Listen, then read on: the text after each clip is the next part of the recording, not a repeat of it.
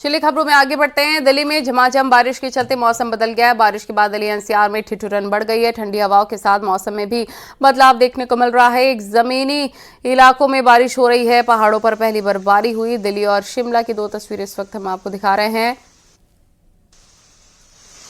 मैदान पर बारिश, पहाड़ों पर बर्फबारी शुरू।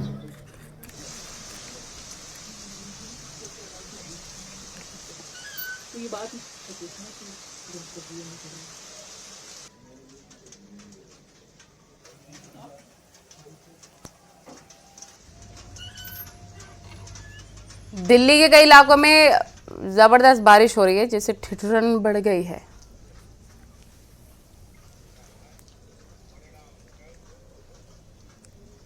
हाथरस में महिलाओं ने शराब की दुकान बंद करने को लेकर प्रदर्शन किया। हाथों में लाठियों को लेकर सड़क पर आकर ट्रैफिक जाम लगा दिया। और मामला सादाबाद कोतवाली क्षेत्र का है। सितरापुर और जटोई गांव के बीच मौजूद शराब का ठेका हटाने की मांग को लेकर प्रदर्शन। पुलिस ने जब महिलाओं को समझाने बुझाने की कोशिश की तो उनकी महिलाओं से तीखी नोकझोंक हो गई। बाद में समझा बुझाकर पुलिस ने जाम खुलवाया। इस दौरान महिलाओं की पुलिस से भी नोकझोंक हो गई।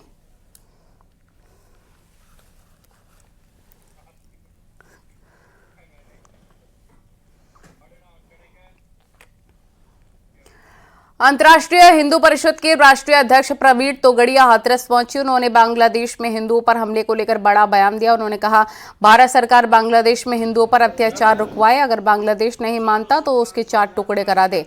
जैसा काम इजरायल यहूदियों की रक्षा के लिए करता है, वैसे ही भारत को हिंदुओं की रक्षा के लिए करना चाहिए। साथ ही प्रवीण तोगड़िया ने कहा कि 1 बच्चा करोगे तो मिट जाओगे, 3 बच्चे करोगे तो बच जाओगे। हिंदू भाइयों, हिम्मत करो, संकल्प करो कि हमारे घरों में 3 बच्चे खेलते दिखाई दें।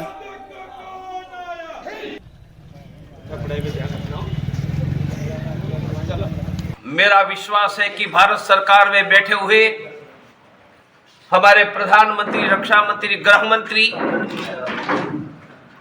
यह जिम्मेदारी अदा करके हिंदुओं की रक्षा का काम करेगा और बांग्लादेश के अत्याचार रुकवाएंगे।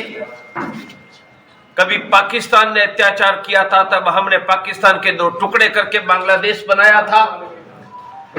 बांग्लादेश नहीं रुकता है तो बांग्लादेश के 4 टुकड़े करके उनकी औकात दिखा देने का समय भी आ रहा है। और बांग्लादेश में अल्पसंख्यकों पर हो रहे अत्याचार का देश भर में विरोध हो रहा है। मुजफ्फरनगर से सपा सांसद हरेंद्र मलिक ने एक बड़ा बयान दिया। उन्होंने कहा, भारत सरकार को कड़ा विरोध करते हुए बांग्लादेश से अपने राजनीतिक संबंध तोड़ देने चाहिए, क्योंकि बांग्लादेश को भारत सरकार कुछ नहीं कह रही है, बल्कि उसकी आड़ में हिंदू मुस्लिम हो रहे हैं। ये देश के लिए घातक होगा।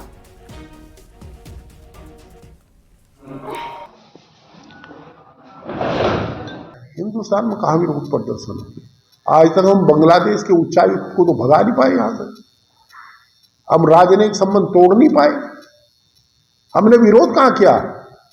बांग्लादेश के संबंध जो है, मेरा तो मानना है कि भारत सरकार को तत्काल कड़ा विरोध जाहिर करना चाहिए और अपने राजनीतिक संबंध तोड़ देने चाहिए ऐसे देश से। आप बांग्लादेश को तो कुछ कह नहीं रहे, बांग्लादेश की आड़ में या हिंदू मुस्लिम वैमनस्य फैलाने का काम कर रहे हैं। ये तो देश के लिए घातक है।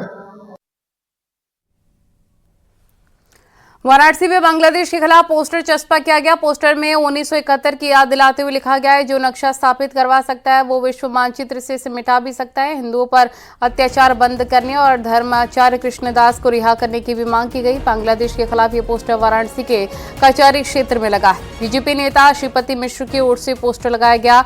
ये पोस्टर सोशल मीडिया पर काफी वायरल हो रहा है।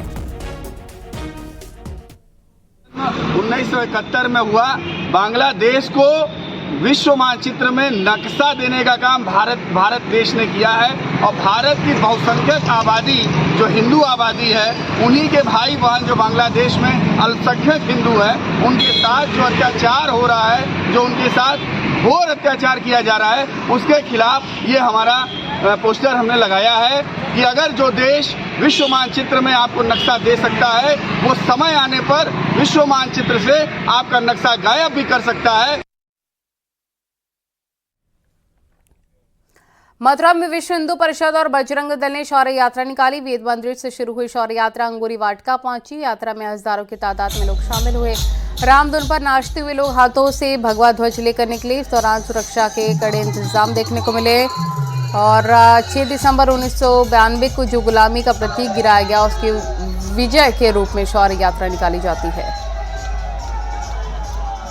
जो ध्वंस हुआ था उसके विजय प्रतीक के रूप में हम शौर्य यात्रा विजय दिवस के रूप में हम मनाते हैं। तो एक इसका स्वरूप तो ये है कि हम अपना आज विजय दिवस मना रहे हैं कि आज के दिन हमने एक गुलामी के प्रतीक को खत्म किया था, नष्ट किया था। तो एक स्वरूप तो ये है।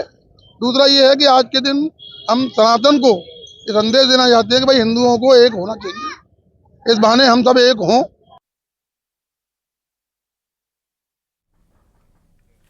इटावा पुलिस ने एनकाउंटर में 3 लुटेरों को गिरफ्तार किया। इन लुटेरों ने ही लेखपाल से लूट की थी। एनकाउंटर में एक बदमाश गोली लगने से घायल हुआ। बदमाश के पास से लूटी गई 3 बाइक, 2 तमंचे, मोबाइल बरामद हुआ है।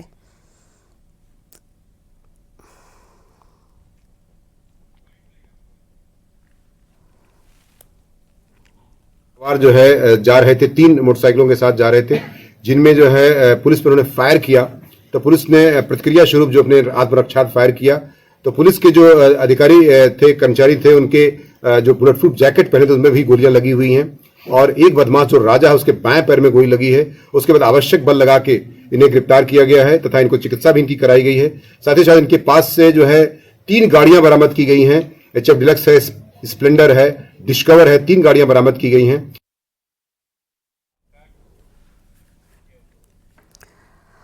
और महोबा से एक बेहद ही चौंकाने वाला मामला सामने आया। यहां दावा किया जा रहा है काला नाग एक महिला के पीछे पड़ा है और वो उसे 11 बार डस चुका है। इसकी वजह से गांव और आसपास के इलाके में हड़कंप मचा है। पूरा मामला क्या है, आइए आपको बताते हैं।